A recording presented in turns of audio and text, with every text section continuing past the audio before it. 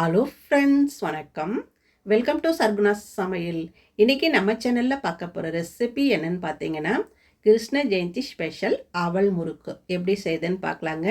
இந்த கிருஷ்ண ஜெயந்திக்கு மொறுன்னு அவல் முறுக்கு இந்த மாதிரி செய்து பாருங்கள். ரொம்ப நல்லா இருக்குங்க.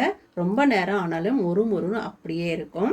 இது எப்படி செய்யுதுன்னு பார்க்கலாம். நம்ம சேனலை இப்போ தான் முதல் முறையாக பார்க்குறீங்கன்னா சப்ஸ்கிரைப் பண்ணிக்கோங்க. இப்போ வாங்க அவல் முறுக்கு எப்படி செய்யுதுன்னு பார்க்கலாம். அதுக்கு அடுப்பை பற்ற வச்சுட்டு இந்த மாதிரி ஒரு பேன் வச்சுக்கோங்க. அதில் ஒரு அரை கப் அளவுக்கு கெட்டி அவல் சேர்த்துக்கோங்க. அடுப்பை மீடியம் ஃப்ளேமில் வச்சுட்டு நல்லா மொறுன்னு வர வரையும் வறுத்து எடுத்துக்கலாம். பாருங்கள், இந்த மாதிரி மொறுன்னு நுணுக்குனா நல்லா தூளாக போகணும். அந்த மாதிரி வர்ற வரையும் வறுத்துட்டு ஒரு தட்டில் எடுத்து கொட்டிக்கலாம். மறுபடியும் அதே பேனில் ஒரு 1/4 கப் அளவுக்கு சிறும்பருப்பு சேர்த்துக்கலாங்க.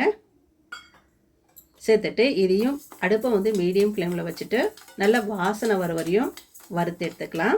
பாருங்கள், கலர் நல்லா மாறிட்டு நல்லா கமகமன்னு வாசனை வந்துருச்சு. இந்த டைமில் இந்த சிறுபருப்பையும் எடுத்துகிட்டு இந்த அவல் கொட்டி வச்சோம் இல்லையா, அதுலேயே சேர்த்துக்கலாம்.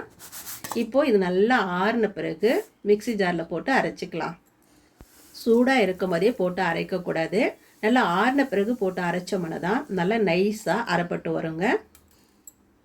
இப்போ எல்லாத்தையும் நம்ம சேர்த்தாச்சு. இதை நல்லா நைஸாக அரைச்சி எடுத்துகிட்டு வந்துடலாம். எந்த அளவுக்கு நைஸாக அரைக்க முடியுமோ அந்த அளவுக்கு நைஸாக அரைச்சி எடுத்துகிட்டு வந்துடலாம்.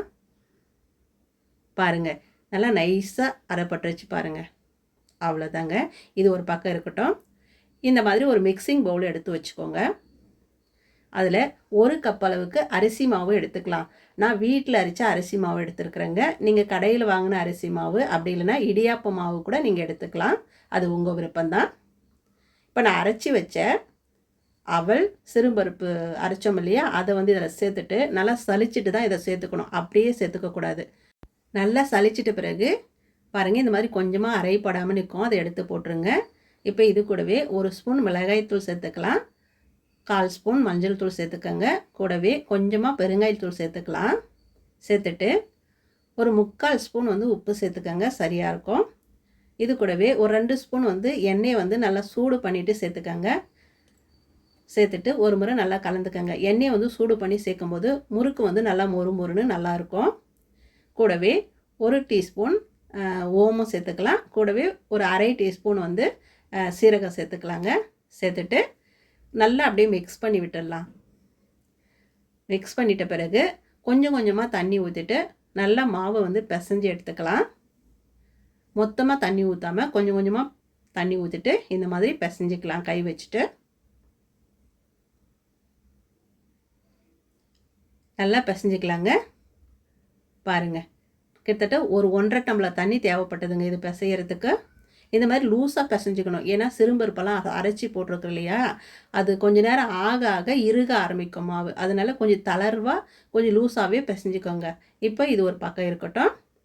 நான் முள்ளு முறுக்கு தான் இன்றைக்கி செய்ய போகிறேன். மாவை முறுக்கச்சில் நிரப்பிட்டு இந்த மாதிரி ஜல்லி கரண்டியில் முறுக்கு பிழிஞ்சிக்கலாங்க. அப்படி இல்லைன்னா பால் கவரு பிளாஸ்டிக் கவரில் கூட நீங்கள் பிழிஞ்சிக்கலாம். அப்படி இல்லைனா குட்டி குட்டி தட்டில் இந்த மாதிரி முறுக்கை பிழிஞ்சு வச்சுட்டு பேட்சாக போட்டு நம்ம எடுத்துக்கலாங்க. எடுக்கிறதுக்கு ரொம்ப நல்லா ஈஸியாகவே வரும். இப்போ நான் ஒரு பேட்ச் புழிஞ்சு வச்சுருக்கிறேன். இப்போ எண்ணெய் நல்லா சூடாக இருக்கும்போது அப்படியே எடுத்து போட்டுக்கலாங்க. ஒவ்வொரு முறுக்காக பிழிஞ்சு போகிறதுக்கு கஷ்டமாக இருந்ததுன்னா இந்த மாதிரி பேட்சாக பிழிஞ்சு வச்சுட்டு அதுக்கப்புறமா எடுத்து எண்ணெயில் போட்டுக்கலாம். ரொம்ப ஈஸியாக இருக்கும். ஒரு 7 முறுக்கு போட்டிருக்கிறேன். முறுக்கு சுடும்போது இது மாதிரி தட்டையான வாணல் இருந்தால் ரொம்ப நல்லாயிருக்கும். நிறைய முறுக்கு போட்டு சீக்கிரமாக செய்து எடுத்துடலாம். இப்போது ஒரு பக்கம் நல்லா வெந்துடுச்சு. அடுத்த பக்கம் திருப்பி போட்டுக்கலாம். நான் இது வெந்துட்டு இருக்கும்போதே இன்னொரு பேட்ச் பிழிஞ்சு வச்சுட்டேன். இப்போ பாருங்கள், நல்லா வெந்துட்டு இந்த எண்ணெயோட ஓசையெல்லாம் நல்லா அடங்கிடுச்சு பாருங்கள். இது நல்லா முறுக்கு நல்லா வெந்துடுச்சு. இப்போ நம்ம எடுத்துடலாம்.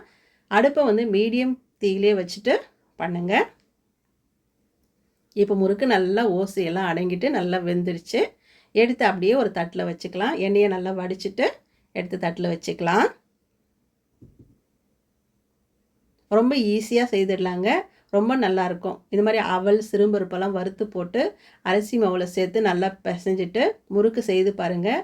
நல்ல மொறு மொறுன்னு இருக்கும். சுவையும் ரொம்ப நல்லாயிருக்கும். எப்பவும் ஒரே மாதிரி முறுக்கு செய்யாமல் டிஃப்ரெண்ட்டாக இந்த மாதிரி ஒரு முறை இந்த கிருஷ்ண ஜெயந்திக்கு செய்து பாருங்கள். ரொம்ப நல்லாயிருக்கும். இப்போ எல்லாத்தையும் நம்ம எடுத்துட்டோம் பாருங்கள். அவ்வளோதாங்க. சூப்பராக அருமையாக அவல் முறுக்கு சூப்பராக தயாராகிடுச்சு பாருங்கள். பார்க்கும்போதே பாருங்கள் அவ்வளோ நல்லா இருக்குது. இந்த கிருஷ்ண ஜெயந்திக்கு இந்த மாதிரி செய்து பாருங்கள். நல்லா மொறு மொறுன்னு நல்லா சுவையாகவும் இருக்கும். நல்லா விருப்பப்பட்டு எல்லோரும் சாப்பிடுவாங்க. அவ்வளோ நல்லாயிருக்கும். இதே மாதிரி நீங்களும் செய்து பாருங்கள். செய்து பார்த்துட்டு எப்படி வந்ததுன்னு கமெண்ட்டில் சொல்லுங்கள். இந்த வீடியோ பிடிச்சதுன்னா சர்குணா சமையலுக்கு சப்ஸ்கிரைப் பண்ணுங்கள், லைக் பண்ணுங்கள், கமெண்ட் பண்ணுங்கள். மறக்காமல் உங்கள் தெரிஞ்சவங்களுக்கு நிறைய ஷேர் பண்ணுங்கள். அப்படியே பக்கத்தில் இருக்கிற பெல் பட்டனையும் அழுத்தி விடுங்க. அப்போ தான் நான் போகிற வீடியோ உங்களுக்கு உடனுக்குடன் வரும். நன்றி, வணக்கம்.